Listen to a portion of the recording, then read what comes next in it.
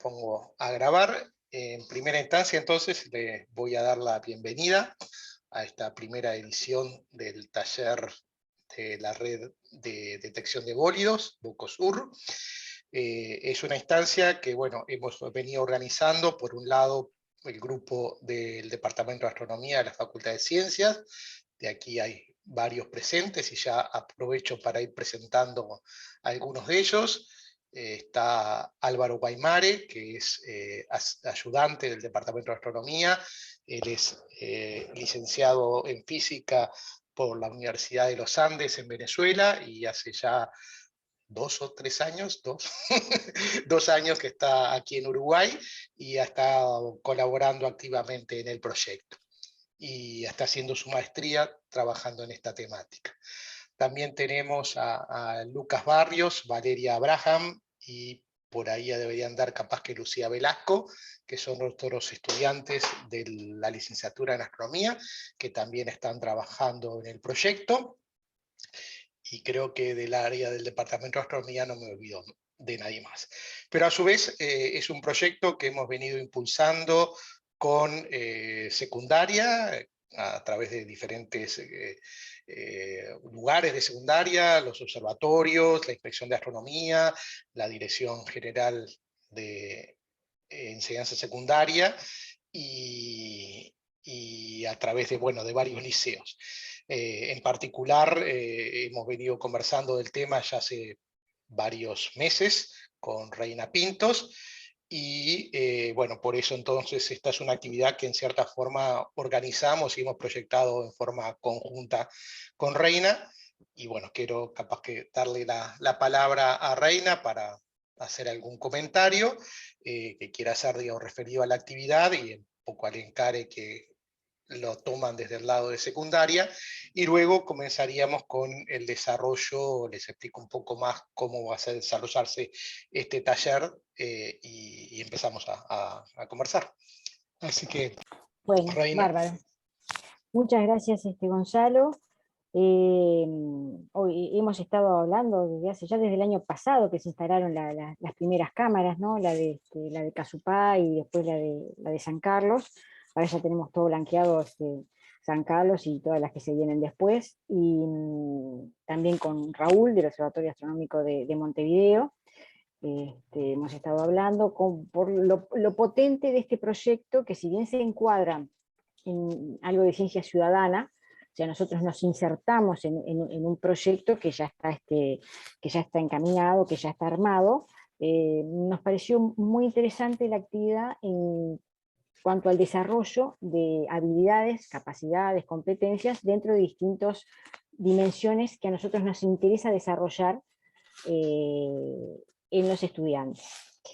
Entonces estuvimos pensando, lo habíamos hablado con Gonzalo para ver justamente la parte pedagógica de este proyecto, de presentar un pretest, que es un test que no tiene una finalidad evaluatoria, sino simplemente saber las condiciones de entrada, o sea, cómo estamos antes de iniciar este proyecto, y después se va a aplicar un post-test, que serían las condiciones finales, cómo estamos cuando este proyecto, digamos, ya esté redondeado, cuando ya haya acabado. Y lo que nos interesa es sondear sobre algún tipo de habilidades que a nosotros particularmente no son muy caras, en el sentido de, en estos momentos los participantes están actuando como actores de una obra, de un proyecto que de alguna manera ya está organizado, que ya tiene discutida cuál es su objeto, cuál es su metodología, cómo va a ser la toma de insumos, cómo va a ser el procesamiento, cómo va a ser, digamos, en qué se va a utilizar y cuáles son las conclusiones y cómo va a seguir. Pero es importante evaluar, por ejemplo, si nuestros estudiantes y si incluso nuestros docentes interpretan cada una de esas partes que son muy importantes y que hacen a la hoja de ruta y al proyecto en sí mismo, para generar competencias que sean potentes a futuro y pasar de ser actores con conocimiento de causa y comprometidos y trabajando en el tema, a ser autores. ¿Qué significa esto? Que a futuro esperamos que nuestros estudiantes, futuros estudiantes universitarios o en otros aspectos de la vida, sean capaces de plantearse un proyecto y que sean capaces de identificar el qué, el para qué, el cómo, el por qué y cuáles van a ser las finalidades y las conclusiones de eso y cómo se va a presentar. O sea, hay muchas habilidades, muchas capacidades que están incluidas en este aspecto que nos ayuda a pensar, a organizarnos mentalmente. Y esa organización mental con la competencia científica es algo que se aplica en la vida diaria. O sea que no queda en el proyecto de detección de bólidos Bocosur en que están ahora, sino que tiene que ser algo que trascienda esto, que las capacidades permanezcan en su vida personal, en su vida estudiantil, en su vida profesional y que la puedan aplicar en otras situaciones de vida.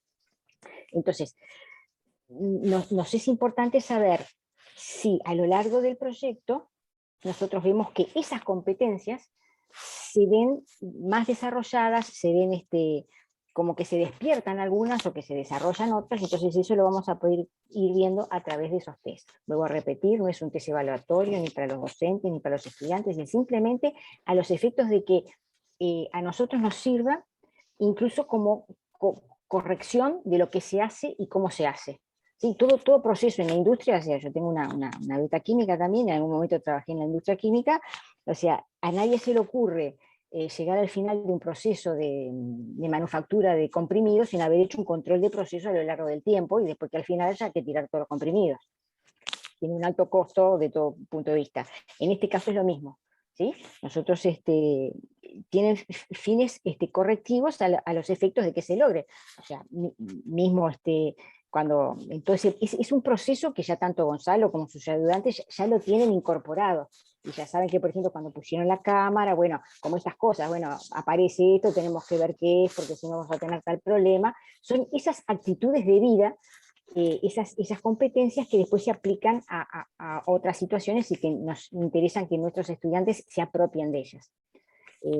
Como los materiales, la clase grabada de hoy, y los materiales que se utilicen van a quedar colgadas en esa página, Bocosur, de que estábamos hablando recién, con Raúl estuvimos trabajando sobre en un formulario que lo vamos a colgar y que les pedimos que lo llenen y que lo entreguen antes del próximo taller. ¿Por qué? Y lo antes posible, porque no queremos que se contamine ya con el inicio del proyecto, con el inicio de la parte formativa del proyecto.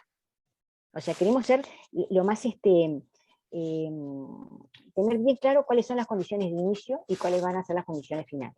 Yo estoy a las órdenes por cualquier consulta, saben que los que son docentes de secundaria, el correo electrónico es rpintos@ces.edu.ui o si no, inspeccionastronomía@ces.edu.ui, o vamos a estar en contacto asiduamente. Cualquier duda que tengan, estamos a las órdenes y espero que, bueno, que seamos que sea un proyecto muy, muy fructífero y que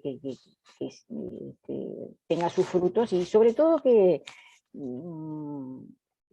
genere condiciones de continuidad en lo que tiene que ver con la motivación, con el estudio, con la investigación, con el mantener cierto ritmo de trabajo, y que pienso que seguramente va a ser así. No sé si alguien tiene alguna consulta, alguna duda. Yo estoy a las órdenes, o Gonzalo mismo, no sé si fui suficientemente clara en lo que planteé. Sí, algunas cosas de los que planteaste, digo, lo vamos a ir viendo, después vamos a dar un poco más detalles sobre esto del formulario y los materiales. Entonces, bueno, como decía, digamos, este proyecto en sí tiene varios componentes. Hablamos del componente del Departamento de Agronomía, hablamos de ese componente secundaria, con la participación de la inspección, del Observatorio Astronómico Los Molinos, perdón, del Observatorio Astronómico Montevideo, que ha venido colaborando. También el Observatorio Astronómico Los Molinos ha tenido su colaboración en algunos aspectos técnicos del proyecto. Y en realidad de la historia del proyecto, que podríamos llegar a hablar varias horas también, porque es una iniciativa que ya lleva años y con la cual, en particular con Raúl, hemos venido conversando ya desde hace mucho tiempo. Y además de estos componentes, yo quiero destacar otro, digamos, porque además están algunos de ellos presentes aquí, que es el componente de estudiantes de ingeniería electrónica que están desarrollando un proyecto de grado. Está el caso de Cecilia de Andraya y Cristian Oviedo, y no sé si hay alguno más en la lista. Ellos lo que están haciendo va a ser algo que se va a apoyar en gran parte en el trabajo que ustedes, los estudiantes y docentes de secundaria, vayan a realizar. La idea que están trabajando ellos es poder llegar a desarrollar un software, un algoritmo de clasificación automática de videos. Pero para eso es necesario el aprendizaje, es necesario una clasificación previa, y entonces, bueno, como ven, el proyecto tiene todo un desarrollo en varios aspectos técnicos, educativos, científicos, bueno, y también de desarrollo de nuevas posibilidades como ser un algoritmo de detención. Entonces, bueno, aquí vamos a estar varios, no sé si todos en todas las instancias, pero por lo menos en este momento están presentes aquí todos los que hemos estado trabajando en este proyecto. Antes de empezar en concreto con la presentación del día de hoy, les voy a presentar la idea general del taller. Para eso entonces voy a compartir pantalla. Bueno, el taller Bocosur, que le hemos llamado, y después explicaremos por qué se llama así, tiene como objetivo presentar la motivación científica del proyecto e iniciarse en la tarea de clasificación de videos que se adquieren por parte de las estaciones. Vamos a tener 3 instancias de unos 90 minutos a través de Zoom, las reuniones estas son teórico-prácticas, en particular esta es más teórica, pero las próximas van a ser más prácticas, y por lo cual para las próximas lo que les vamos a pedir es que tengan acceso a una computadora con acceso a internet. Obviamente si están conectados tienen a este Zoom tienen el acceso a internet. En principio hemos probado y con la cebaelita se podría realizar, porque, bueno, lo que vamos a hacer es hacer una visualización y clasificación de los videos previamente a acceder a los mismos.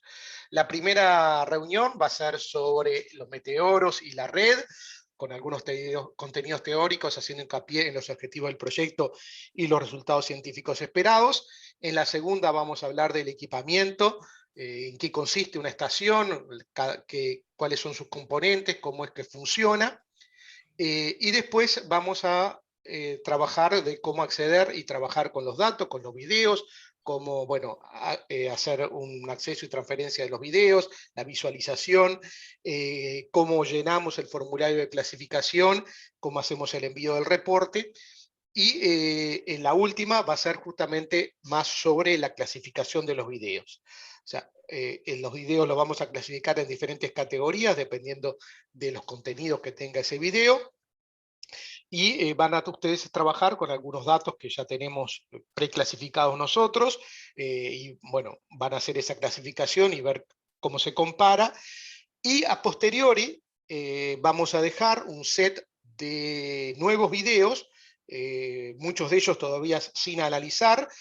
Nuestra red, como van a ver ustedes, ya tiene más de un año de operación, hemos acumulado una gran cantidad de datos, y se van a seguir acumulando. Bueno, entonces lo que le vamos a pedir a ustedes es que en las próximas días o semanas hagan esa clasificación, para justamente iniciarse en ese proceso de clasificación y después, bueno, ver cómo seguimos trabajando.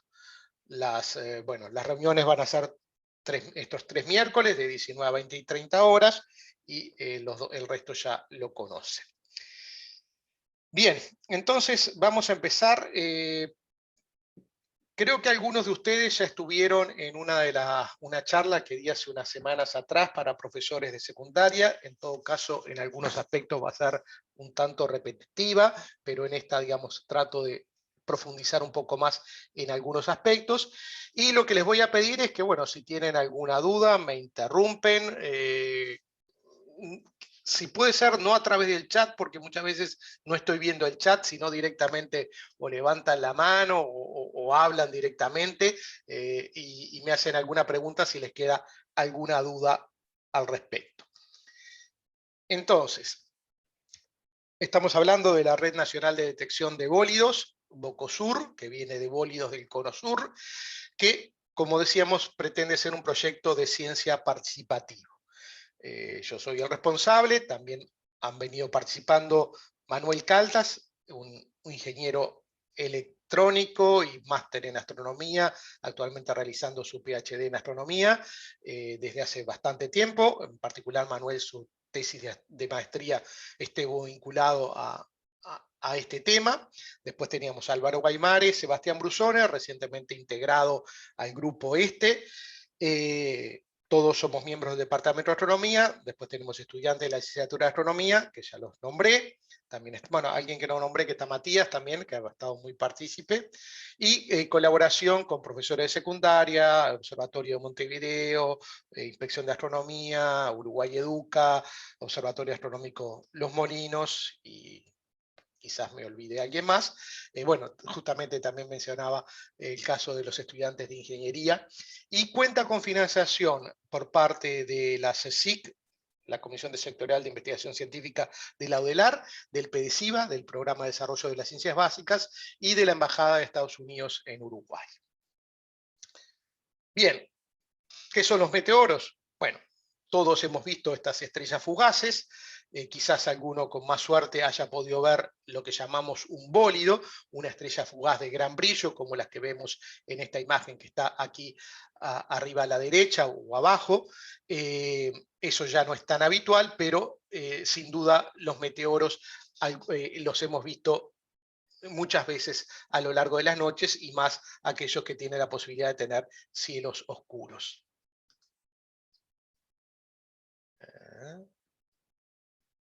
No sé qué pasó con mí.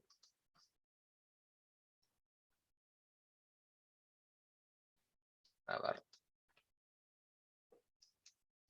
Un segundito. Se me perdió mi mouse.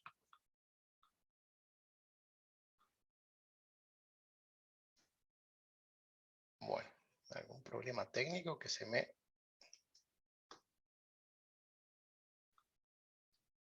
¿Ustedes me escuchan? Sí, ¿verdad? Sí, perfectamente. Pero no sé qué pasa. Ah, no, ya sé lo que pasó acá. Ay, ¿qué pasó? Estoy rayando, estoy como dibujando en la pantalla, que no quiero hacerlo.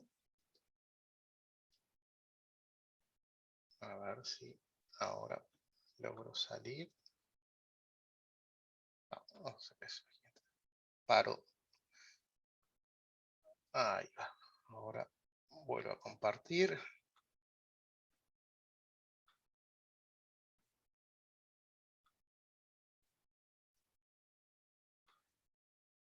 Bien.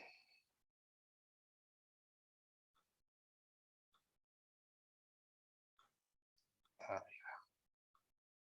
Bien, entonces decíamos que aquí tenemos meteoros y tenemos bólidos también en las imágenes. Bien, ¿dónde se originan estos meteoros? Bueno, podemos considerar lo que llamamos los objetos padres de estos meteoros, que son los cometas y los asteroides. Un cometa es un aglomerado de hielos, principalmente hielo de agua, H2O, y polvo, material rocoso.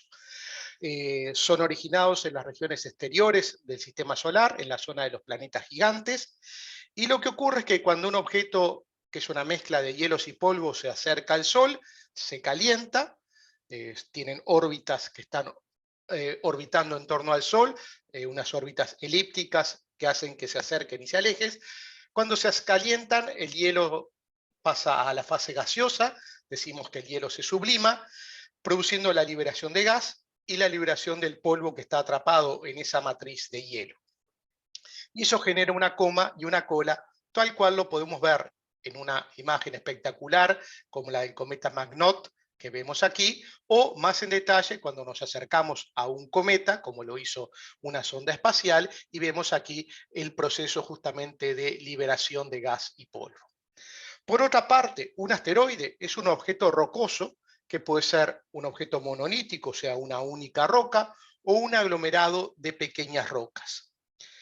Estos objetos pueden tener tamaños desde cientos de metros hasta algunas decenas o pocas centenas de kilómetros. Se encuentran mayoritariamente entre las órbitas de Marte y Júpiter, y si escapan de esa zona y se acercan a la órbita de la Tierra, los denominamos asteroides cercanos a la Tierra, o Near Earth Asteroids, NEAS, más comúnmente conocidos, o en particular, si se pueden aproximar mucho a nuestro planeta, se transforman en lo que llamamos como asteroides potencialmente peligrosos, o la denominación en inglés, Potentially Hazardous Asteroids, PHAs. ¿Por qué son interesantes estos objetos? Bueno, son interesantes porque son de los objetos más prístinos del sistema solar, los objetos que han sufrido menor cantidad de modificaciones desde el origen del sistema solar, y a su vez también está este interés en particular para aquellos objetos que se acercan mucho de la Tierra, que pueden llegar a impactar contra nuestro planeta. Y ahí es entonces que entramos a vincularlos con los meteoros. Y para eso podemos utilizar este esquema, pero voy a hacer una serie de definiciones que son las usuales en esta temática, de tres términos que algunas veces los confundimos, pero que los tenemos que tener bien presentes como términos diferentes, que son el término meteoroide, que es cualquier objeto de pequeño tamaño que se mueve en el espacio, puede ser un fragmento de asteroide o fragmento de cometa, y que va desde tamaños desde unos pocos micrómetros hasta un metro o algunos pocos metros. Si son objetos más grandes de un metro, ya estamos hablando de asteroides si fueran rocosos, o cometas si fueran de hielo y polvo.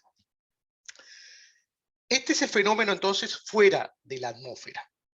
Cuando un meteoroide ingresa a la atmósfera, por fricción con los gases atmosféricos produce una traza luminosa, y eso es lo que denominamos un meteoro, o en términos más coloquiales, una estrella fugaz.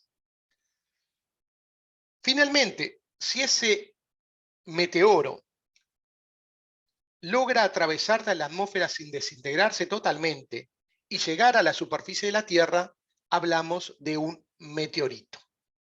Entonces tenemos estos tres términos: meteoroide, el objeto en el espacio; meteoro al ingresar a la atmósfera; y meteorito si logra caer a la superficie. A su vez, también tenemos el término bólido o fireball, del cual vamos a hablar más adelante. ¿Dónde ocurren? Decíamos, estos fenómenos ocurren en la atmósfera.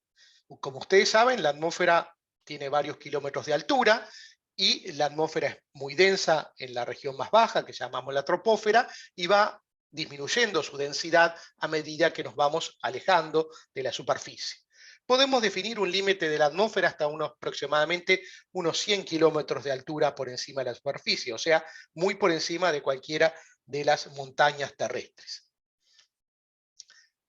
El fenómeno meteoro comienza a producirse a alturas del orden de los 100 kilómetros. Ahí el gas, si bien es muy tenue, el gas atmosférico, es suficiente como para que por fricción, por interacción de este objeto que ingresa a muy alta velocidad, tanto el gas atmosférico como el material del meteoro comienza a calentarse, a producir un efecto luminoso, que es el que nosotros observamos. La mayor parte de las estrellas fugaces, de los meteoros que vemos, ocurren en esta zona, por encima de los 80 kilómetros de altura respecto a la superficie. Para que tengan una idea, las nubes más altas terrestres tienen una altura de unos 10 kilómetros, o sea que estamos muy por encima de cualquier nube, y en especial de las nubes más densas, que tienen alturas de unos pocos, desde cientos de metros hasta unos pocos kilómetros.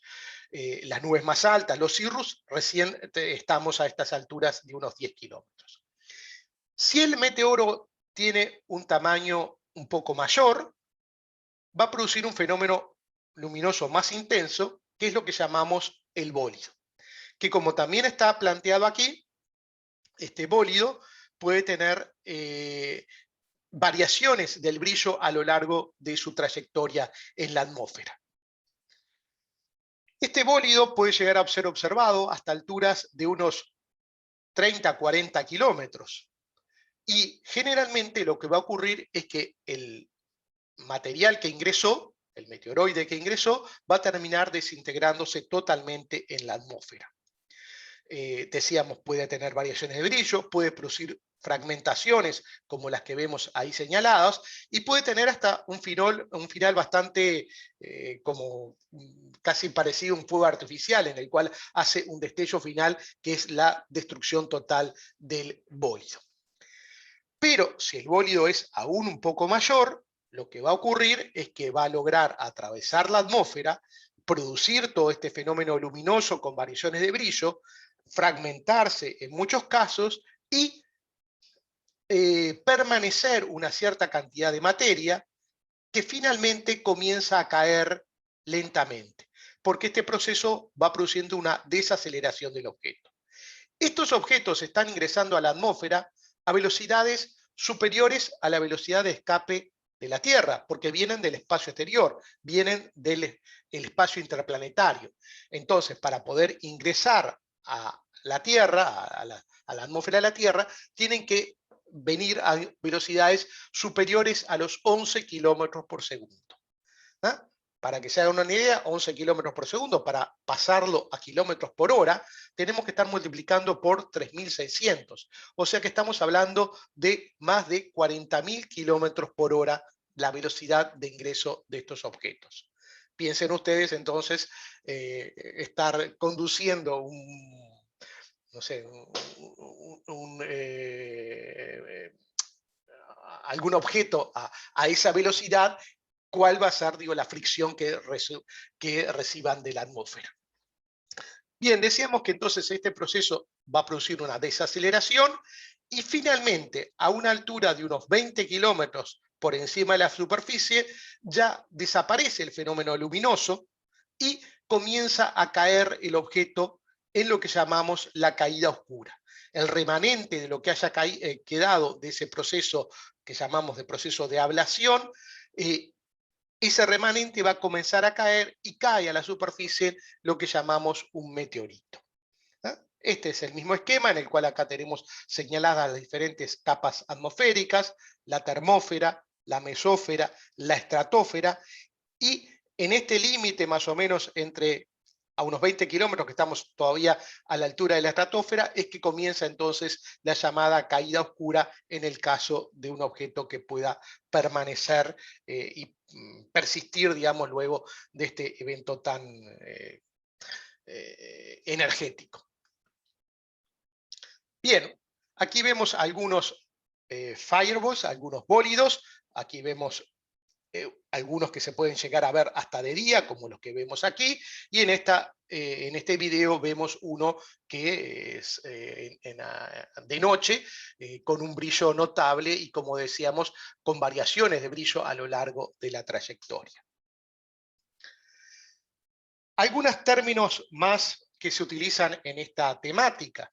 Bueno, el calentamiento es por fricción con los gases atmosféricos, la velocidad de entrada, como decíamos, es superior a la velocidad de escape de la superficie terrestre, o sea, superior a 11 kilómetros por segundo. El proceso de calentamiento y pérdida de material superficial es lo que llamamos el proceso de ablación, lo que produce una ionización de los componentes atmosféricos y del meteoroide, y eso genera el efecto luminoso. El meteoro, como decíamos, es el fenómeno brillante. Bólido es el meteoro muy brillante, más brillante que el planeta Venus, en el amanecer o en el atardecer. Comienza entonces esa fase brillante a unos 100 kilómetros de altura. Y esto es otro dato que es muy importante tener en cuenta. La duración tanto del meteoro de poco brillo como hasta del bólido es de unos pocos segundos. Y eso lo podemos calcular en forma muy sencilla. Si tomamos en cuenta que la altura de la atmósfera es de unos 100 kilómetros y viajamos a unos 11 kilómetros por segundo, aunque se acelera, tenemos que esos 100 kilómetros a una velocidad, pongámosle, de 10 kilómetros por segundo, lo hacemos en 10 segundos. O sea que típicamente un bólido no puede tener una duración de más de unos 10, 15 segundos como mucho. ¿Ah? Son casos muy poco frecuentes de los que tenemos duraciones de un poquito más. Pero es de ese orden. Si estamos viendo un fenómeno que tiene duraciones de decenas de segundos, no estamos viendo un bólido, no estamos viendo un meteoro. Por último, decíamos que tenemos la fase de vuelo oscuro. Aquí tenemos nuevamente en este esquema el meteoroide, el calentamiento y el proceso de ablación, la duración de unos pocos segundos del fenómeno brillante y finalmente la caída oscura o vuelo oscuro. Eso de vuelo oscuro ocurre cuando finaliza el proceso de ablación y comienza la caída del remanente, del meteorito. Ocurre a partir de una altura de unos 20 kilómetros, y ahí la caída sí es muy lenta, porque el objeto se desaceleró y comienza una caída que termina teniendo la velocidad que llamamos velocidad terminal.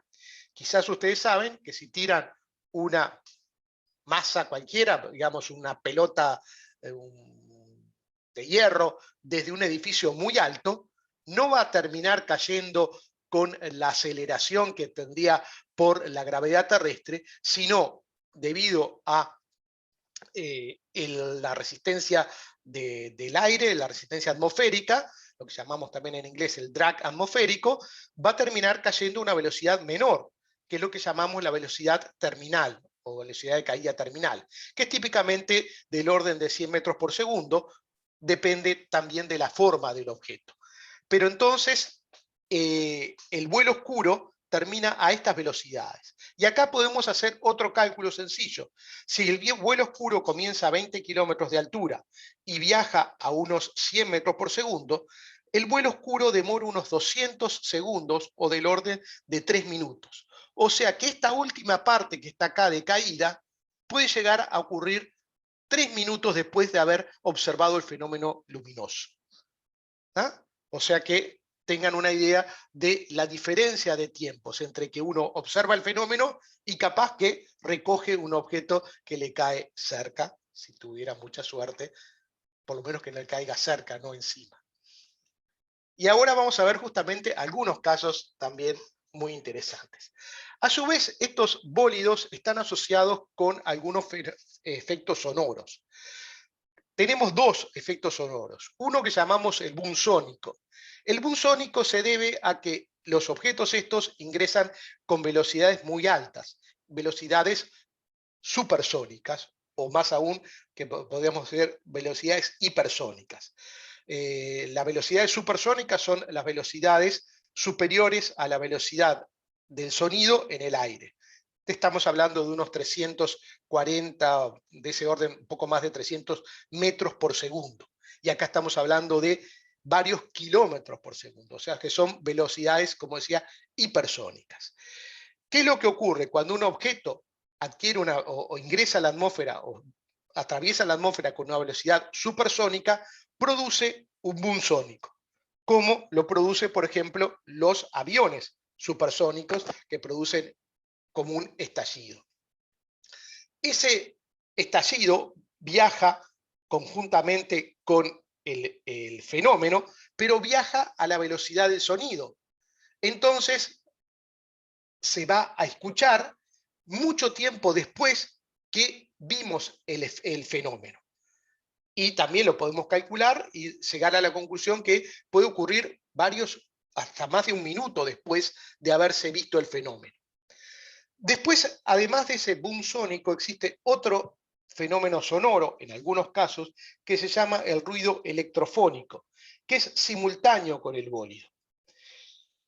Y eso ocurre, digamos, por algo más complejo, porque decíamos que este objeto, al ingresar a tal velocidad, produce un calentamiento del material, produce una ionización, la ionización produce, estamos hablando de la presencia de cargas eléctricas, eso produce perturbaciones en el campo magnético, y esas perturbaciones en el campo magnético se pueden transmitir, y al llegar a la superficie e interactuar con objetos metálicos, producen quizás una especie de campaneo o variaciones en chapas o algún objeto metálico. Y por tanto, como viajan por efectos electromagnéticos, viaja a la velocidad de la luz, y entonces es mucho más rápido y se puede observar simultáneamente.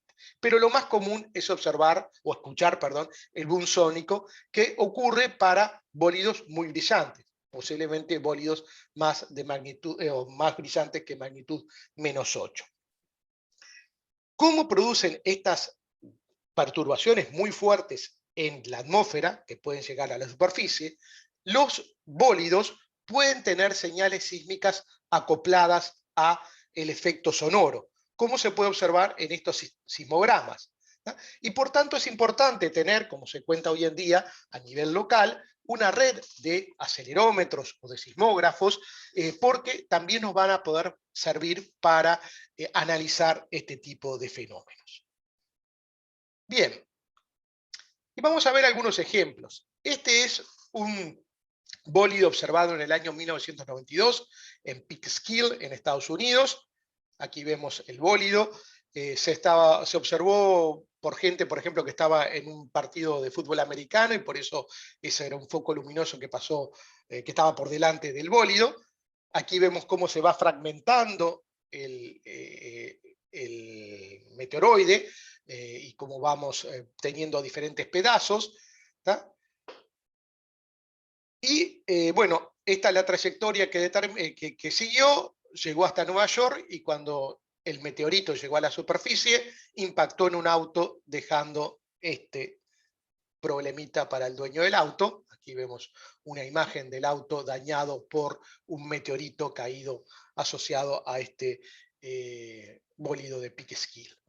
Tuve oportunidad de ver el auto, porque el auto ha estado en exposición en algunos museos en el mundo.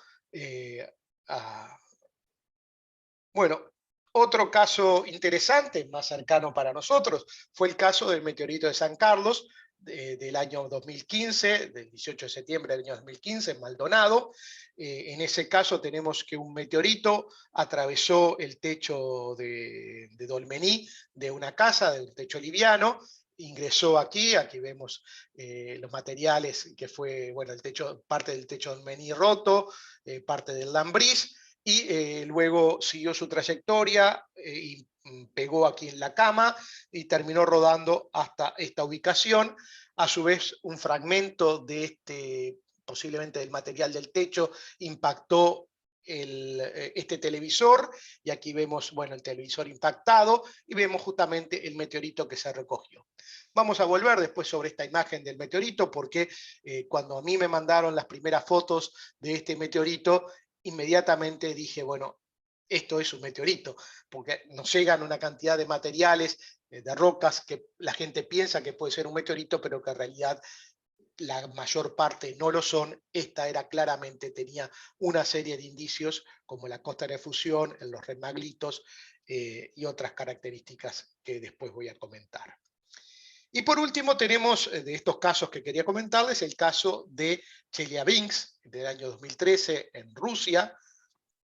Aquí vamos a ver un video. A ver, creo que voy a parar un segundo, porque voy a compartir la pantalla con sonido para poder mostrarles el sonido. Bueno, esta es una cámara que estaba en un auto. En Rusia se estila mucho poner cámaras en los autos por temas de seguros. Y ahí vemos el bólido que, como ven ustedes, se observó de día. Era temprano en la mañana, a las 9:10 de la mañana, en hora local de Rusia en ese momento. Aquí vemos otro caso, otra imagen, digamos, del mismo evento.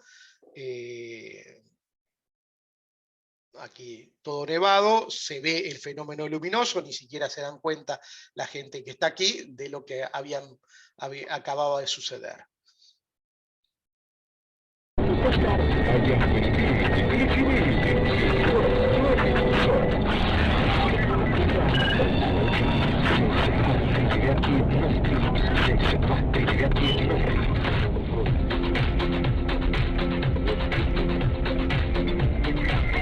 se ve claramente la traza que deja y la estela de gas,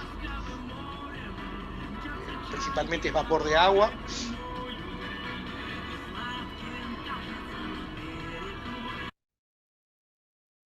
Y aquí bueno, aquí vemos la sombra, cómo va cambiando y justamente en algún momento hasta como que se oscurece porque se tapa el sol por la nube que dejó.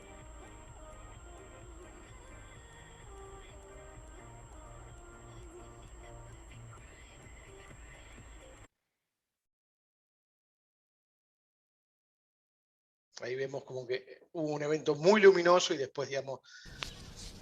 Y ahora algunos sónicos, ¿no? Que, como decíamos, se escuchan minutos después de haber apreciado todo este fenómeno, uno ya está comentándolo y ahí... Ебать! Нихуя! Блять, война нахуй!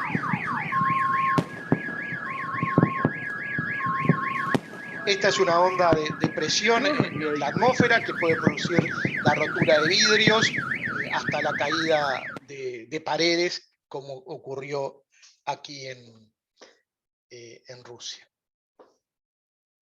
Bueno, aquí tenemos una imagen muy bonita, que yo de hecho creo que estoy utilizando en este momento como fondo, que es la estela de vapor persistente. Esta no emite luz, generalmente se observa de día o en el crepúsculo, y no debemos confundirla con la estela de aviones que también son visibles en el crepúsculo. Bueno, algunas preguntas que nos podemos empezar a formular de interés científico. ¿Estos meteoros se observan en cualquier época del año? ¿La frecuencia de observación es la misma a lo largo del año? Bueno, ocurre que hay fechas en las cuales la tasa de meteoros es mucho más alta de lo habitual, y a eso lo llamamos lluvias de meteoros. Lo vemos claramente en este histograma que da la cantidad de meteoros que se observan en un cierto lugar en función de la longitud del Sol, o prácticamente, como esto está en grados, podríamos decir a lo largo de los días del año. Y vemos que acá hay unos picos claros, que además le ponemos un nombre, en los cuales la tasa de meteoros es mucho más alta que en el resto del tiempo, ¿no? Esto es lo que llamamos, son lluvias de meteoros. Y estos nombres están asociados porque además no es que provienen de cualquier lugar, sino vienen de ciertas regiones, en concreto en el cielo. En una lluvia de meteoros lo que vamos a poder identificar es lo que llamamos un radiante. ¿Por qué? Porque todos los meteoros parecen provenir de un mismo punto en el cielo. Pues, ustedes saben que el cielo va cambiando a lo largo de la noche, ¿no? Pero lo que vamos a ver es que los meteoros provienen como desde esta región. Todos vienen saliendo en forma radial, y por eso hablamos de un radiante, ¿no? Al graficar las trazas de los meteoros en una lluvia, en un mapa celeste, los meteoros parecen provenir de un punto de origen común que llamamos el radiante. Y esto es un fenómeno de proyección, y es como cuando decimos que las paralelas se juntan en el infinito, ¿no? Cuando vemos la vía de un tren alejarse, ¿no? Y vemos que parecería que las vías en forma paralela se van juntando. Bueno, acá tenemos un fenómeno similar. ¿Y por qué se produce esto?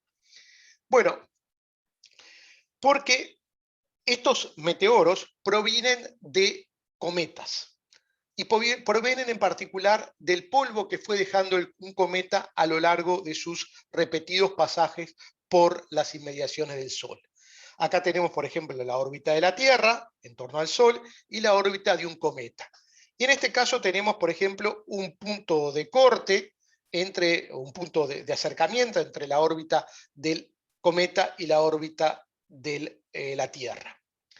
Si el cometa está haciendo su pasaje en torno al Sol y va liberando polvo, el polvo va a ir quedando a lo largo de esta trayectoria, formando lo que podríamos denominar como un toro de material, como una rosquilla, como una nube de material a lo largo de esta órbita, como lo vemos aquí. Cuando esta nube de material pasa, cuando la Tierra pasa por esta nube de material, va a producir entonces esta lluvia.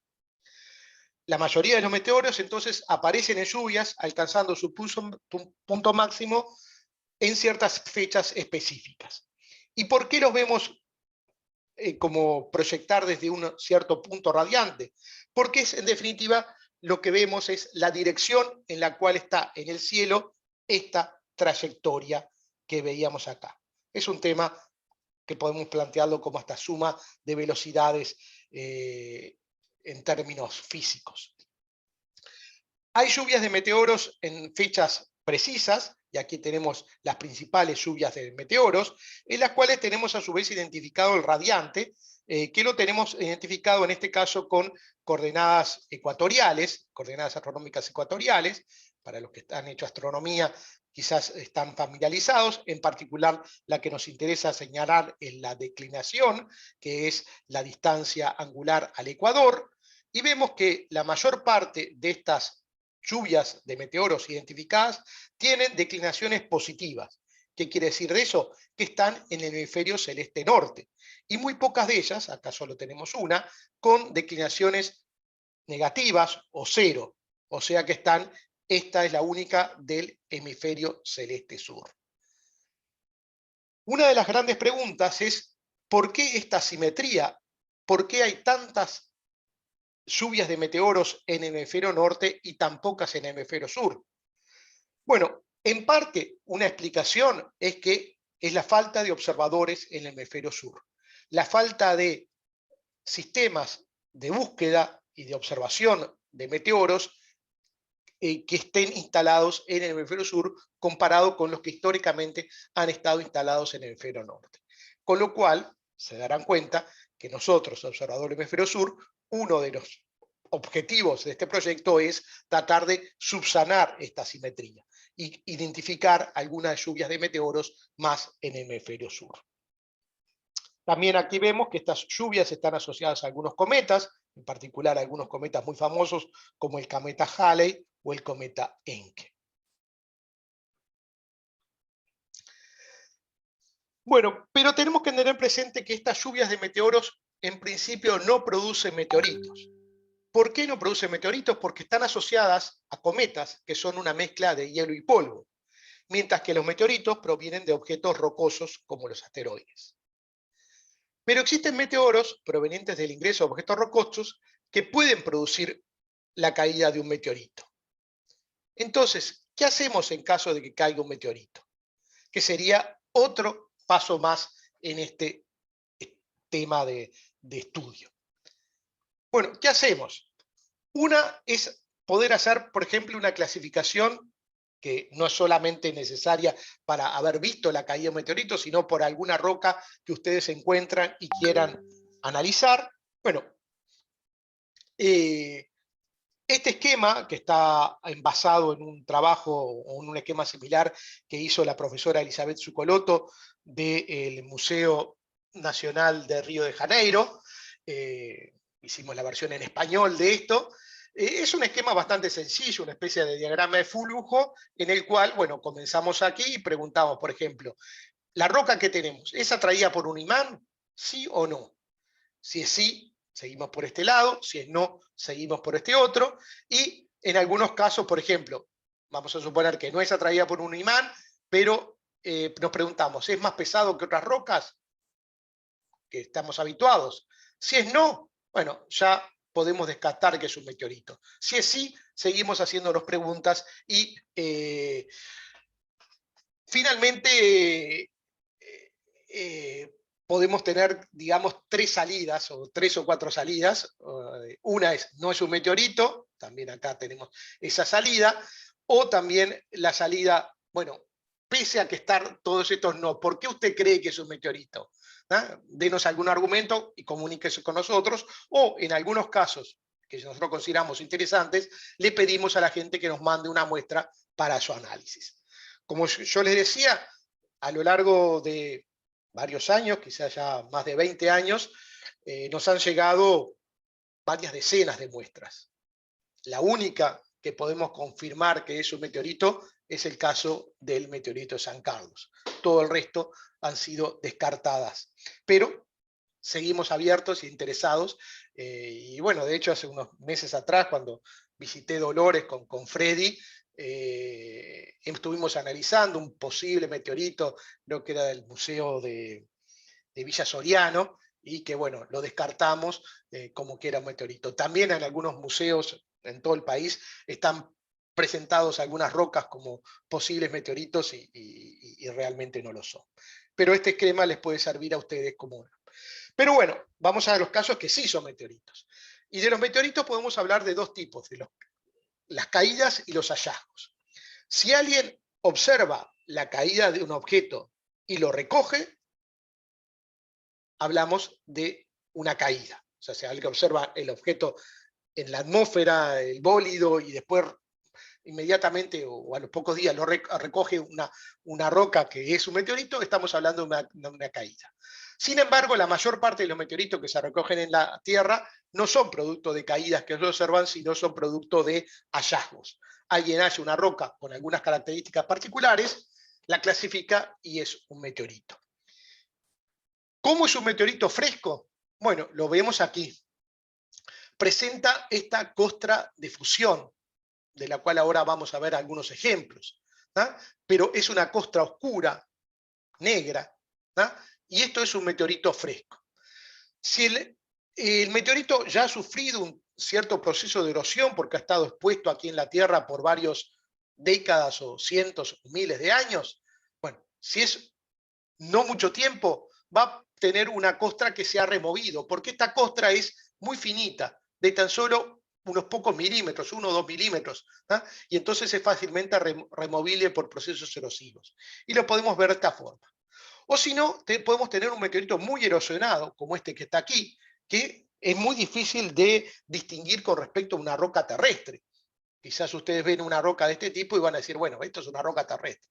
Ahora, si lo corta, que no es tan fácil de hacer, porque hay que tener máquinas adecuadas para poder hacerlo, encuentra, por ejemplo, en este caso, que tiene una serie de partes brillantes, como unos puntitos brillantes.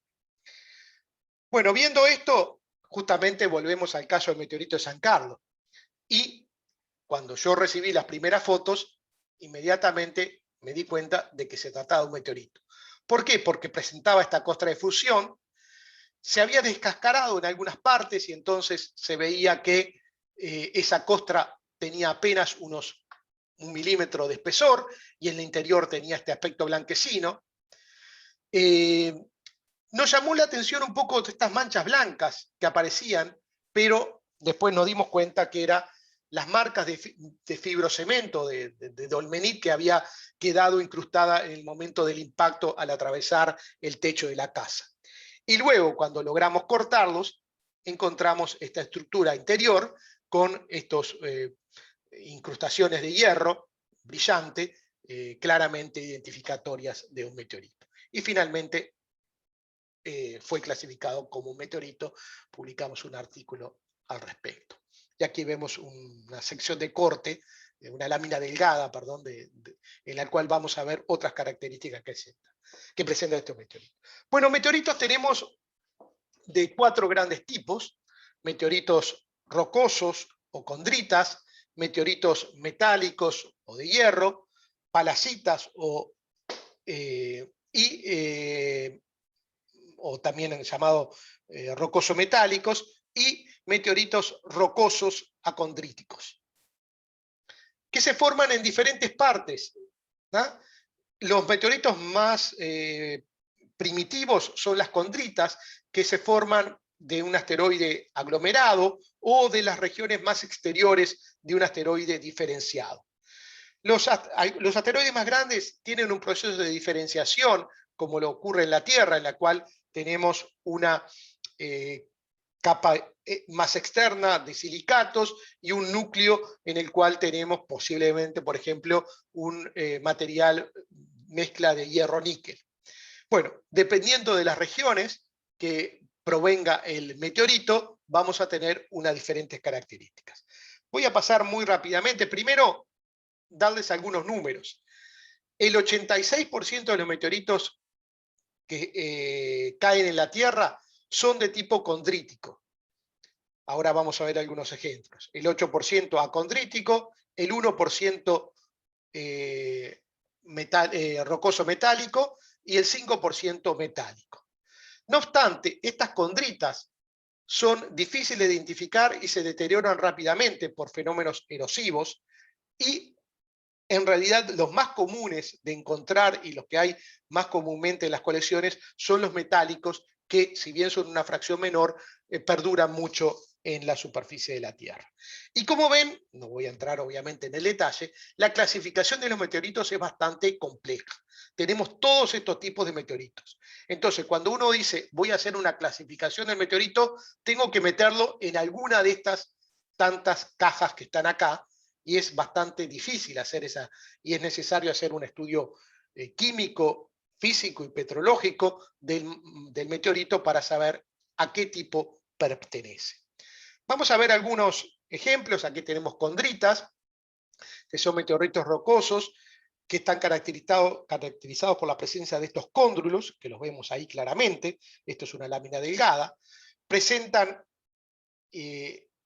acá tenemos un meteorito relativamente fresco, con una costra un poco removida, pero no totalmente, y vemos ese aspecto grisáceo. Se darán cuenta que el meteorito de San Carlos tenía esta apariencia, es una condrita. Pero tienen ese aspecto muy rocoso similar a rocas de la Tierra, y entonces es más difícil. Son de los más interesantes porque corresponden a las rocas más antiguas del sistema solar. Después tenemos las acondritas, que son meteoritos rocosos pero sin cóndrulos, no los vemos aquí. Estos no son cóndrulos, sino son mezcla de rocas y de diferente tipo. Son similares a rocas terrestres basálticas, se forman en un objeto diferenciado y en algunos casos pueden provenir de la Luna o de Marte.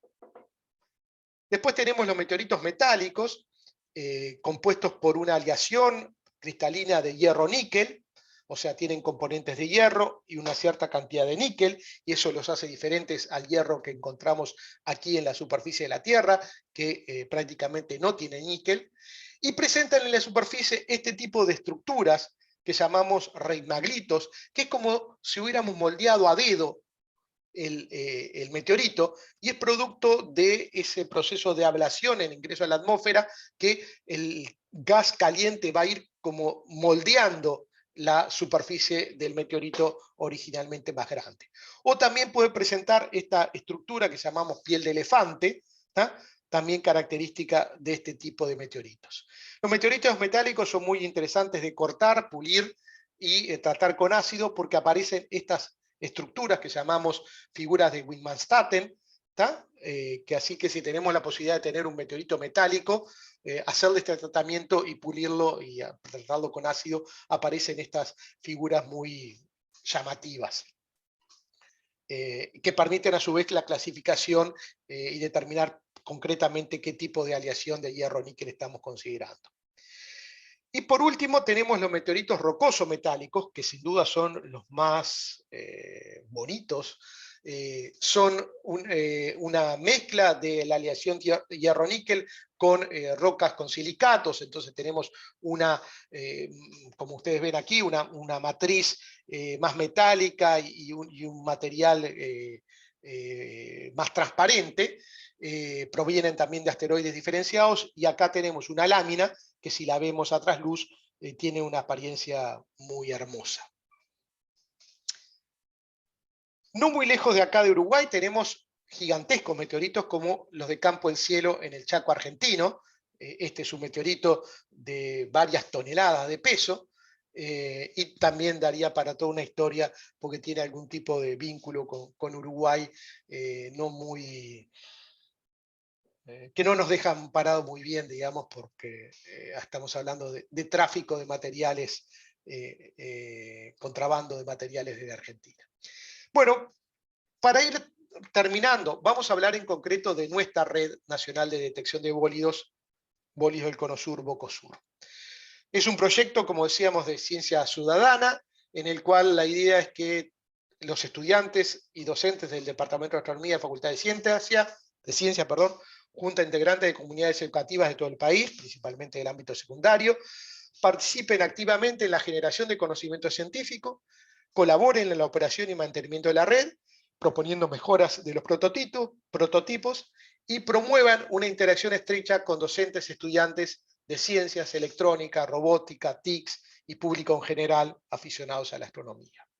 ¿Cuáles son los objetivos? Bueno, un objetivo general es contribuir al estudio de los meteoros observables en el hemisferio sur a través de un proyecto de investigación con un fuerte componente de ciencia ciudadana. Tenemos algunos objetivos específicos científicos, como es construir una red de estaciones todo cielo que operen autónomamente, determinar la frecuencia de los bólidos, identificar nuevas lluvias de meteoros en el hemisferio sur y recuperar meteoritos frescos para su caracterización. Algunos objetivos específicos educativos, como promover la participación de comunidades educativas en la operación, mantenimiento y reducción de datos de equipamiento científico, y contribuir a la divulgación y promoción de la ciencia en las referidas comunidades mediante la difusión de los resultados obtenidos. Nos planteamos algunas preguntas, algunas de tipo más operativo. ¿Cómo hacemos para identificar un meteoro en un video? ¿Ah? Tomamos un video, ¿cómo sabemos si eso es un meteoro o no? Bueno, eso es una de las cosas que pretendemos dar respuesta al finalizar este taller. ¿Se puede hacer una detección automática? En forma automática, o tenemos que estar siempre viéndolo. Bueno, ¿cuál es la eficiencia de ese sistema de detección? En eso, decíamos, están trabajando estos estudiantes de ingeniería con la colaboración que le vamos a dar nosotros para alimentar ese software.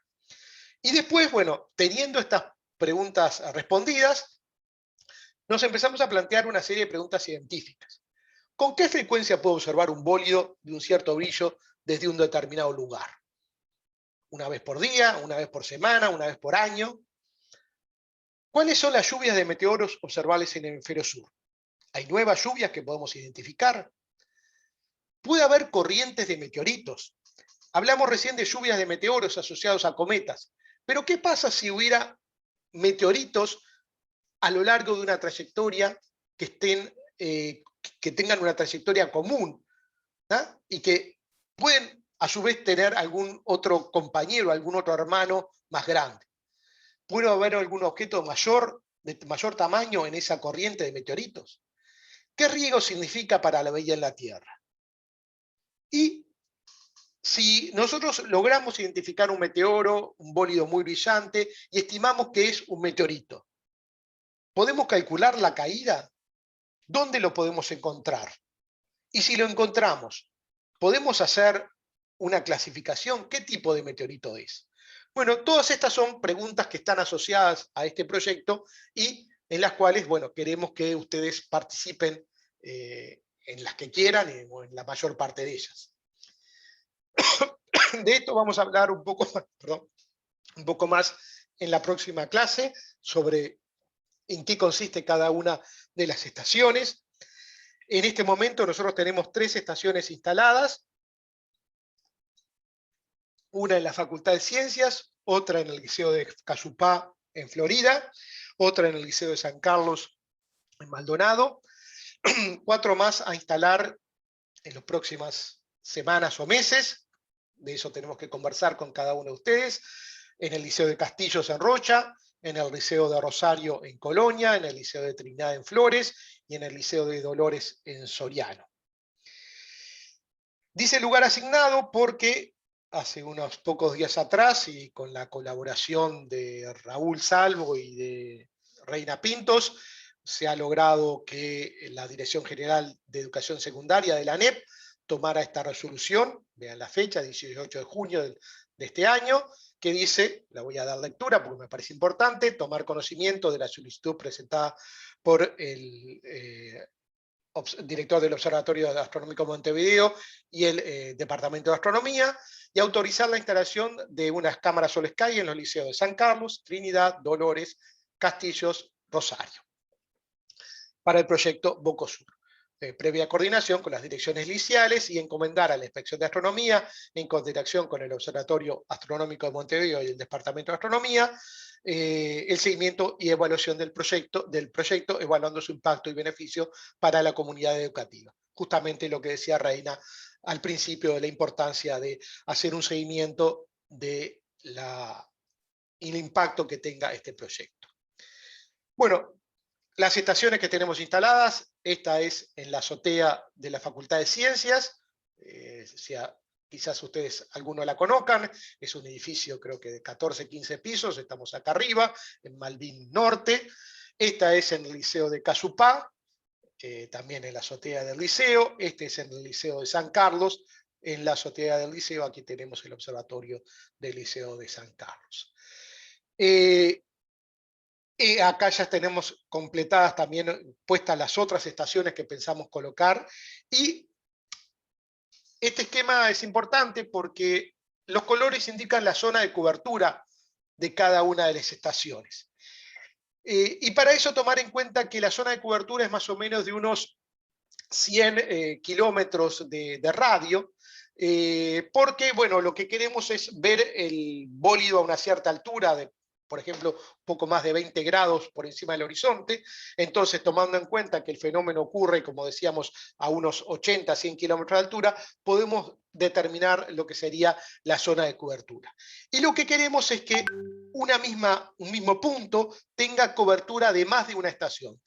Lo mejor sería de 3 estaciones, pero por lo menos de 2 que la tengan en forma simultánea. Y eso es lo que está marcado acá con las regiones en amarillo y en rojo, cuando tienen 2 o 3 o más cobertura de más de una estación. El proyecto es un poco más ambicioso y la idea es, como decíamos, instalar una red nacional, en la cual en esta primera etapa vamos a tener estas estaciones, estas 7 estaciones, y vamos a ir evolucionando hasta tener una cobertura. En este momento contamos con fondos a través del proyecto de CECI, de la Embajada de Estados Unidos y del PDCIVA, de instalar posiblemente 11 estaciones más, además de contratar becarios, como lo que hemos presentado, y tener cobertura de los costos de instalación. Después vamos a dar un poco más de detalle, cuál es el costo de cada estación, y bueno, los fondos que tenemos nos dan para tener aproximadamente esta cobertura a lo largo de este año y el año siguiente. Bueno, y ahí ahora vamos a entrar un poco más en lo que queremos que ustedes participen. Y eso es lo que llamamos los grupos operativos de la red de bólidos, que los hemos denominado como GOREB. Capaz que no es una sigla muy bonita, pero es la que se nos ocurrió. La idea es que estos son grupos de docentes y estudiantes secundarios para que participen en el análisis de los videos y en tareas básicas de mantenimiento operativo de cada estación. Participarán en la clasificación de los videos en las distintas categorías, la identificación de los bólidos, y además, decíamos, servirá como insumo para el desarrollo de los algoritmos de clasificación automática. A su vez, también vamos a pedir que participen, en el caso de que tengan una estación en su liceo, en el chequeo básico del funcionamiento de la estación, y en caso de que detectemos un bólido que pueda ser generador de un meteorito, sería muy interesante armar una búsqueda de meteoritos en caso de que podamos hacer la predicción de la caída. Eso es un poco lo que vamos a desarrollar en las próximas. Tenemos un sitio web del cual creo que ya están informados, que se llama Bocosur, Bólidos Astronomía EDUI, en el cual, bueno, ya está ahora actualizado. Acá van a ver un link que va a decir taller, y ahora les muestro, digamos, ahí van a tener los materiales, pero tienen otro tipo de información de este sitio. Bueno, ¿cuál es el resultado que nosotros esperamos, más allá del resultado científico, del aprendizaje que nosotros hagamos en la operación de una red de este tipo?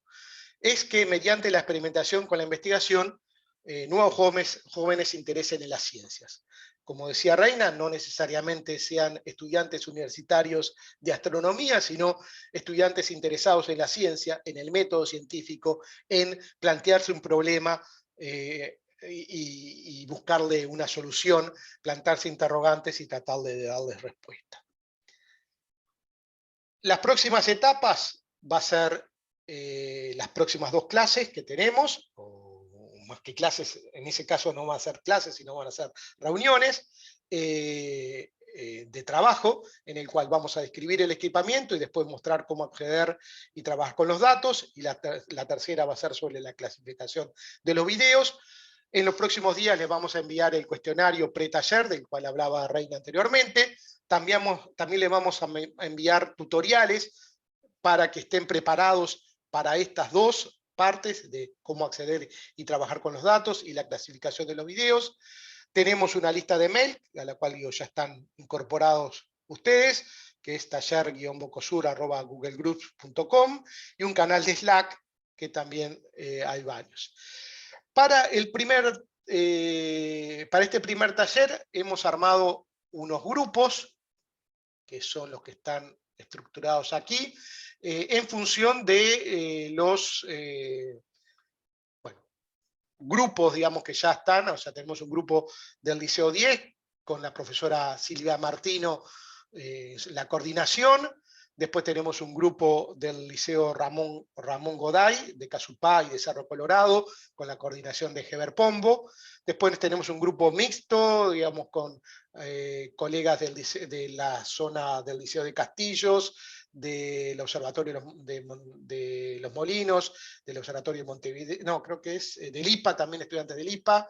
Otro de los grupos, digamos, de la zona oeste, con gente del Liceo de Lores, Rosario, Trinidad, y otro grupo también con el Liceo de San Carlos y, bueno, el Observatorio de Montevideo.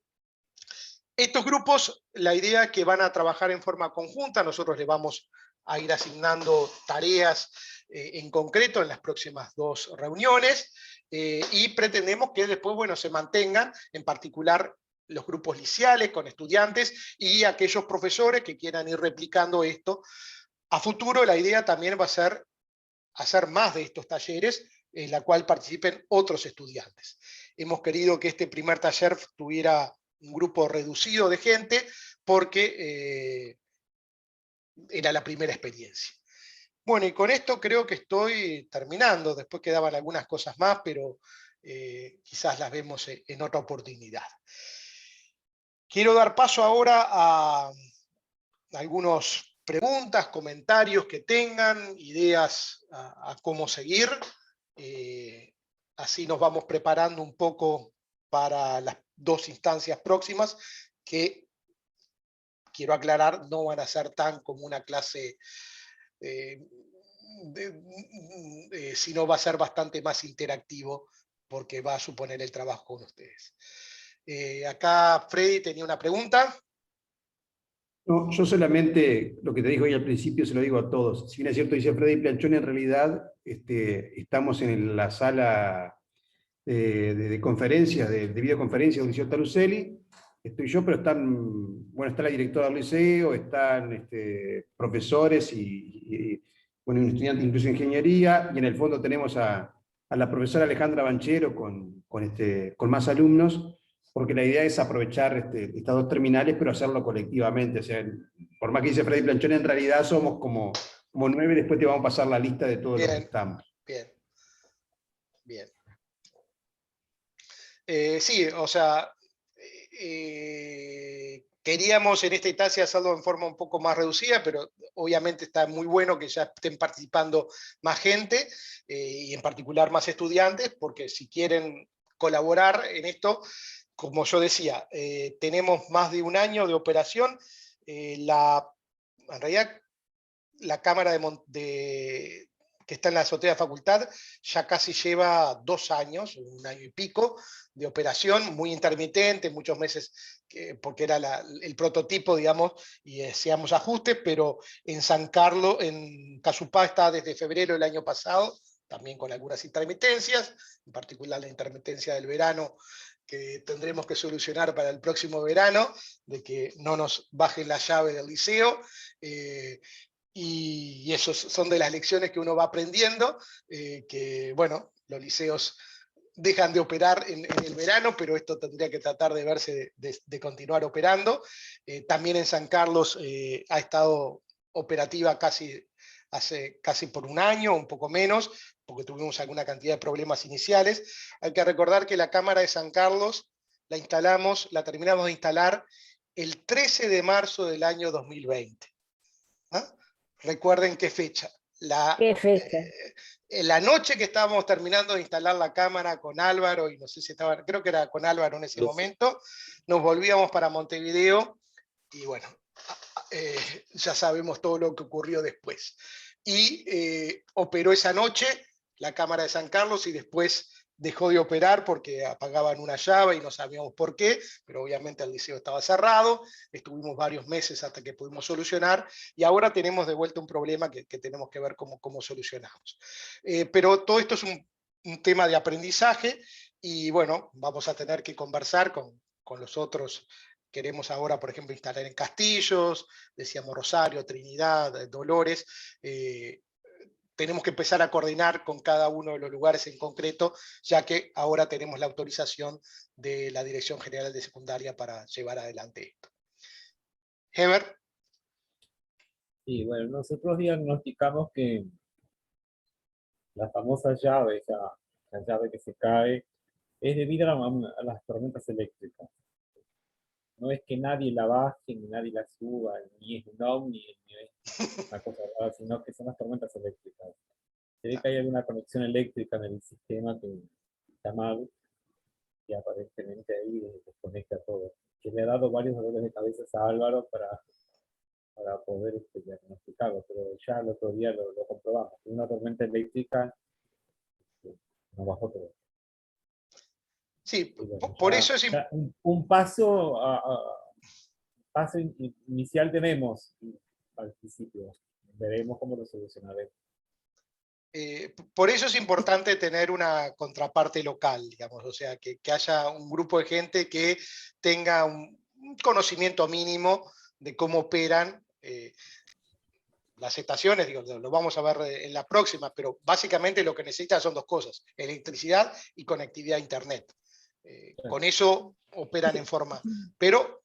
Ese tema de la llave habría que hablarlo con la gente de infraestructura edilicia del CES, porque de repente debe haber algo, porque no es normal que hay, o sea, cada vez que hay una tormenta, a todo el mundo se le bajaría la llave, digo, debe haber algún temita ahí que capaz que la arquitecta, ¿hablaron con la arquitecta residente de eso? Y bueno, yo le pasé el tema a la directora, estamos en eso, Ah, y ella se tendría que contactar con infraestructura edilicia del CES. Te agradezco, Reina, sí, pero lo que nos llama más la atención es que cae la llave de informática, la de la red, no de la de la electricidad. Ese es el tema mayor. Salvo que haya sido una protección que pusieron los de Ceibal. Bueno, que está bueno, no. está bueno tu planteamiento, Reina, sí, porque andás a ver si no es así, porque ya sí, tenemos varios equipos quemados dentro de sala informática. No sé si no es algo que pusiera a un nivel medio para entonces cuando pasa ese descarga. nivel medio, es como un servicio de seguridad, ¿no? Pero está bueno tu planteo.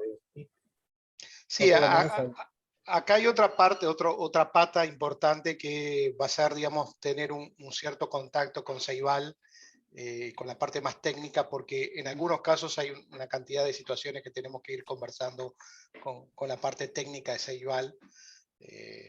Por ejemplo, el tendido desde diferentes lugares hasta la ubicación de la cámara.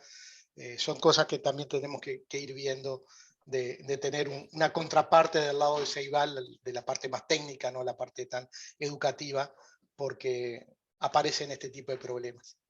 Está bueno, Gonzalo, tu planteamiento. ¿Sabes por qué? Porque en el liceo tenemos un ingreso con Álvaro lo estuvimos siguiendo, un ingreso de una línea de Ceibal, pero también tenemos un tema de fibra óptica de Antel. No sabemos dónde empieza ni dónde termina otra. Lo único que sabemos es que hay un enredo de cables que van y que vienen.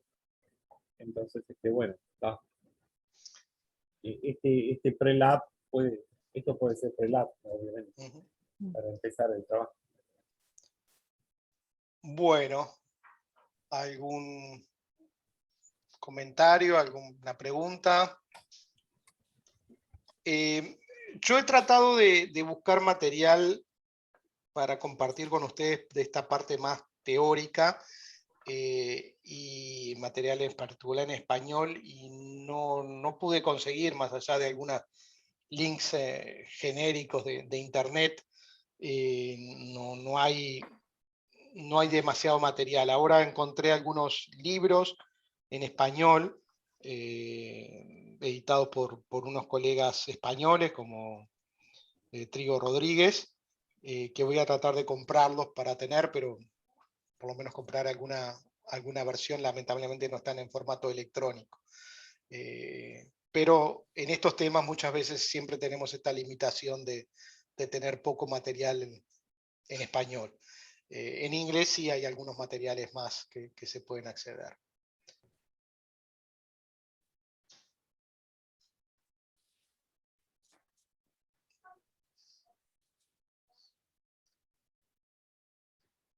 Bueno, ¿alguna duda?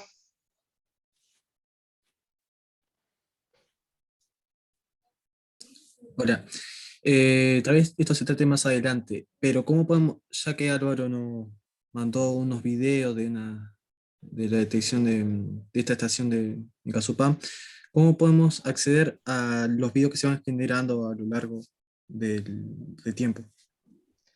Bueno, sí, eso es lo que vamos a ir viendo en las 2 próximas reuniones. Primero es cómo acceder a los videos y después cómo hacer la clasificación de los videos. Eso es lo que vamos a ver.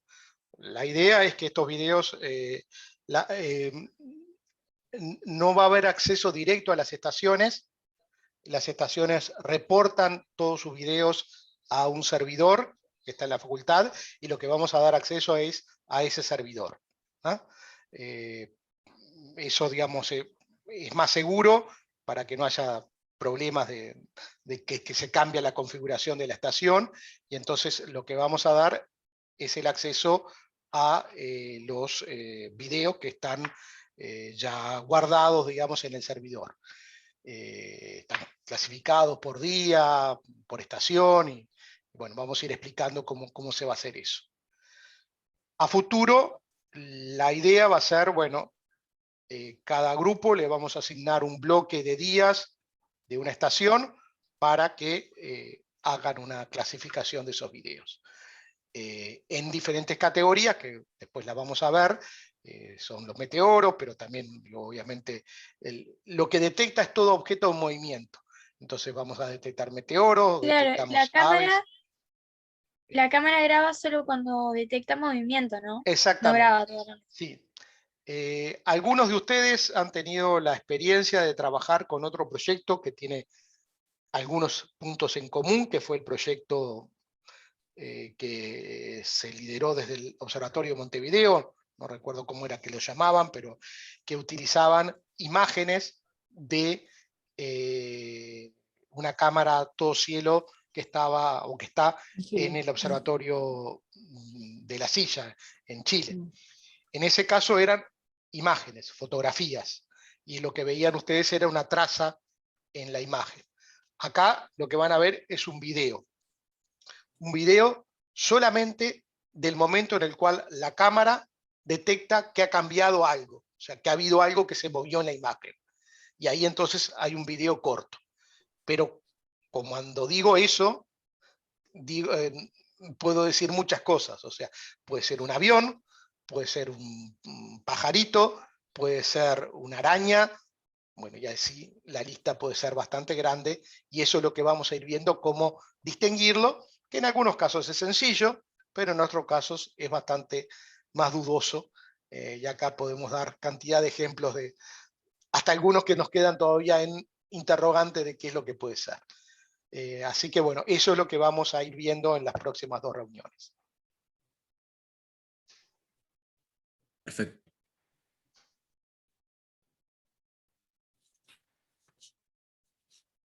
Gonzalo, la tengo acá la directora de Liceo Tarusel y pregunta cuándo comienzan a instalarlos. Bueno, estábamos a la espera de primero la resolución de secundaria. Nosotros en este momento ya tenemos construidas estas 4 cámaras.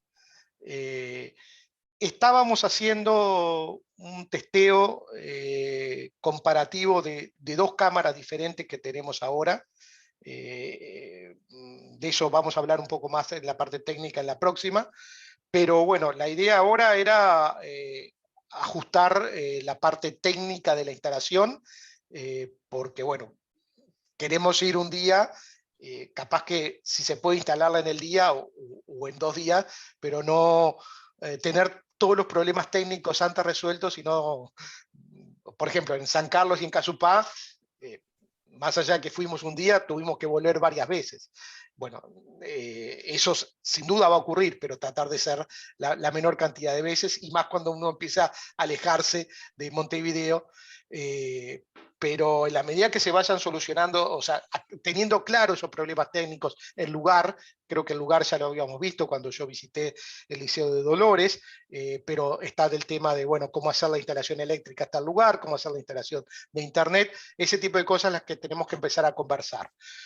Para eso van a tener que conversar conmigo, pero también las personas que van a estar más a cargo de la instalación van a ser Álvaro Guaymare y Lucas Barrios, que es este otro muchacho que está acá.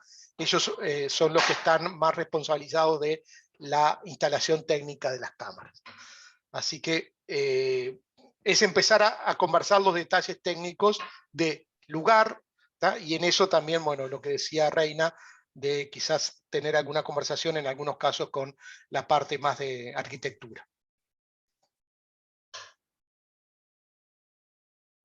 ¿No? Pero en sí, las cámaras, o sea, el equipo ya lo tenemos pronto para instalar, desde nuestro lado. O sea, tenemos eso que veíamos en alguna, o sea, esa cajita está pronta, está lista, tenemos el cable, tenemos todo, es coordinar el lugar y tener solucionado eso para ir.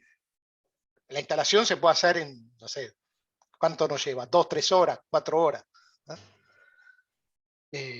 Más o menos ese tiempo, no lleva mucho, pero después empiezan a aparecer, digo, los problemas y hay que tratar de tenerlos solucionados desde antes.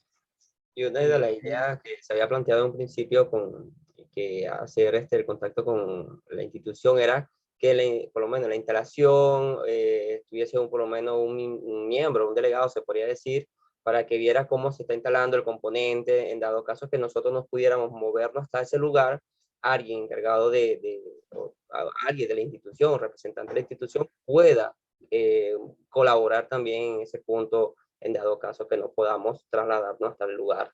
Era uno de los primeros que se había planteado en un principio.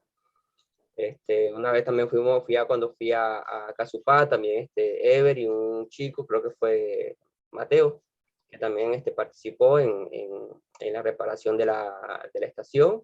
Y bueno, ese es una Si de tuvieras herramientas. Bueno, pero estabas allí, que es lo que se quiere también. Incluyó desayuno también. Bueno, también la logística de Ever también incluida. Sí, hay algo que bueno, está especificado en la resolución de secundaria y es importante aclarárselo a la directora. Todos los costos de instalación, traslado, estadía, no por una semana, pero estadía por una noche y comida, y etcétera, van a cuenta nuestra, digamos, o sea, están incluidos dentro del proyecto. Así que no hay que pensar por ese lado, o sea, el equipamiento lo llevamos todos los materiales para la instalación, cubrimos el traslado, etcétera. Lo que pedimos es una colaboración de logística de solucionar los problemas, pero todo el resto está a cargo del proyecto. Perdón, directora, ¿la resolución llegó al liceo? Yo la leí, no llegó al liceo, pero yo sí la vi y la leí. Ya sabía todo lo que está diciendo Tancredi. Sí. Está. Sí, porque yo antes que saliera para notificarse, yo en cuanto salió de sesión y eso, yo ya lo mandé, digo, pero a veces la circulación de las resoluciones demora un poco, pero lo más importante es que tengan esa resolución que los ampara, digamos, ¿no? Ya la había visto. No, y lo otro, para terminar ese punto, digamos, estamos en una mejor situación con los liceos reabiertos ahora, digamos que hasta hace unas semanas atrás capaz que era más complicado, pero creo que este es el momento de empezar a buscar, digamos, de concretar estas instalaciones. Como decía, tenemos 4 pendientes que son Castillos, Trinidad, Rosario y Dolores. Dolores tiene los recursos humanos, están listos, porque la gente que lo va a instalar incluso está acá adentro. Todo sea que después vemos con quién coordinamos, pero para fijarnos los detalles más finos, y están todos disponibles. Bueno, bien. Sí, o sea, todos, bueno, de Trinidad no lo llegué a visitar, pero hace 2 años atrás, cuando estuve con una serie de charlas, también con un proyecto de la Embajada de Estados Unidos, pude visitar Dolores, Rosario, Castillos, no Trinidad, pero el resto ya conozco más o menos dónde podría instalarse en cada uno de los casos. Ya con Liliana lo habíamos visto, creo que con Carolina no lo habíamos llegado a ver, pero conozco más o menos el liceo y dónde se puede ver dónde se está puede instalar. ¿El profesor de Trinidad está? Sí, sí, estoy ahí acá. está. Ah, ¿qué tal? Bueno. ¿Qué tal? El liceo de... Hola, ¿qué tal? ¿Cómo andás? ¿Qué tal, Rey? Bien, el liceo de Trinidad 1 es enorme, es una manzana, prácticamente. Sí, tenemos un problema lugar con... van a encontrar. Sí, que el observatorio está preparándose para pintarse, ¿ah? Porque está en obra el liceo. Y bueno, una de las características que tiene es que estaba mal de pintura y ahora incluye la pintura. Y el problema que tenemos, para Gonzalo, el hecho de que no hay internet en el observatorio en sí. No llega a la red Ceibal. Claro, Bueno, ahí, no es para digamos... el observatorio, digo. Eso, sí. Sí, o sea, ahí lo que nosotros hemos hecho es una instalación de cable. Por ejemplo, en el Liceo San Carlos, preferimos que no funcione a través de Wi-Fi porque el Wi-Fi es bastante inestable. Muy inestable. En todos los lugares. Aún estando cerca, entonces nosotros llevamos cable UTP, digamos, tenemos un rollo de cable y se puede hacer la instalación. En el caso de San Carlos se hizo, tenemos que mejorarla ahora, porque el lugar donde está no está muy bueno, pero en el Casupá también, en todos los lugares hay que hacer un tendido de cable, ¿no? Que hay que ir solucionando en cada uno de los casos. No tiene por qué estar necesariamente en las paredes del observatorio, pues estar en otro lugar del liceo. De hecho, Casupá no tiene observatorio. Sí, en Casupá y en San Carlos no lo pusimos en ahí al observatorio, pues la cúpula está llena de palomas, y es un gran palomar, y entonces era más bien esperable que íbamos a terminar tapados de otras cosas que entonces preferimos no poner. ¿Qué? Sí. Sí, exactamente. Entonces, está, como vieron en la foto, digo, está está en la azotea, pero un poco más alejado. Acá la fortaleza que tenemos con Juan es que él es docente de astronomía y de informática. Bien. Así que, en el mismo liceo, ¿verdad? Sí, en el mismo liceo. Sí, ahí hay que ver, digamos, desde el punto que haya, desde el router, digamos, el switch que tengan, más cercano, hacer algún tipo de tendido hasta el lugar de la azotea. Perfecto, habría que verlo así. Bueno, eso es lo que vamos a ir conversando, no quizás tanto en las clases, sino después caso a caso con cada uno de ustedes.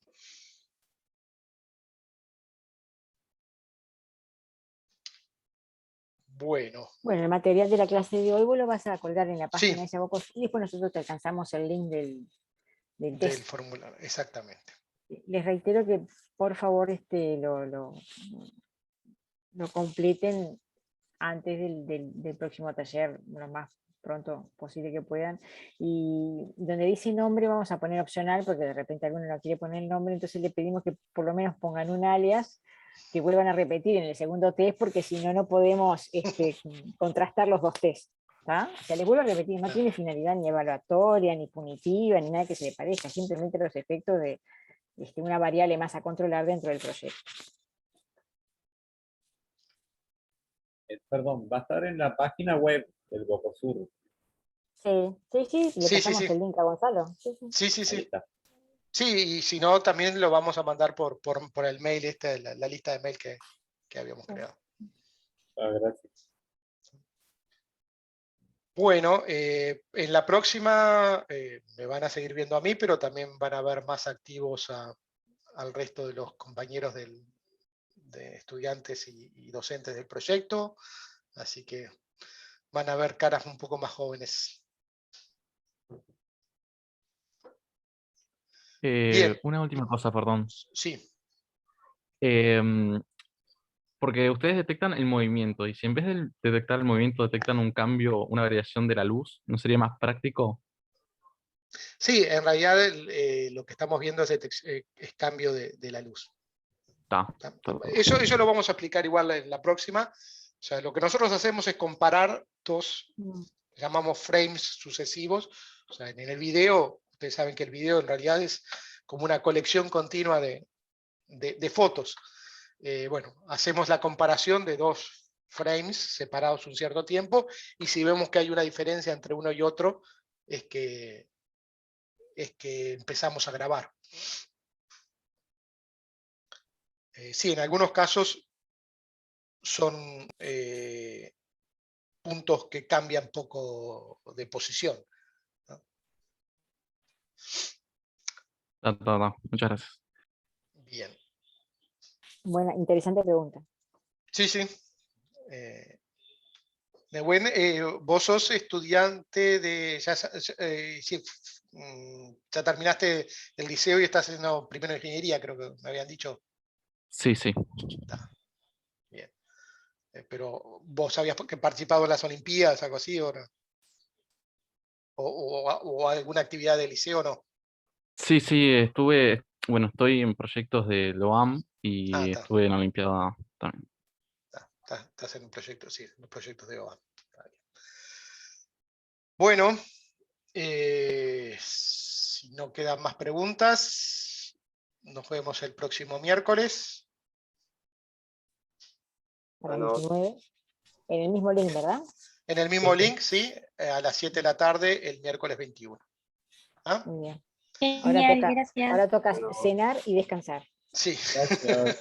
Ha sido un día muy largo. Gracias. Bueno, Chao, chao. gracias. Chao, gracias. Luego.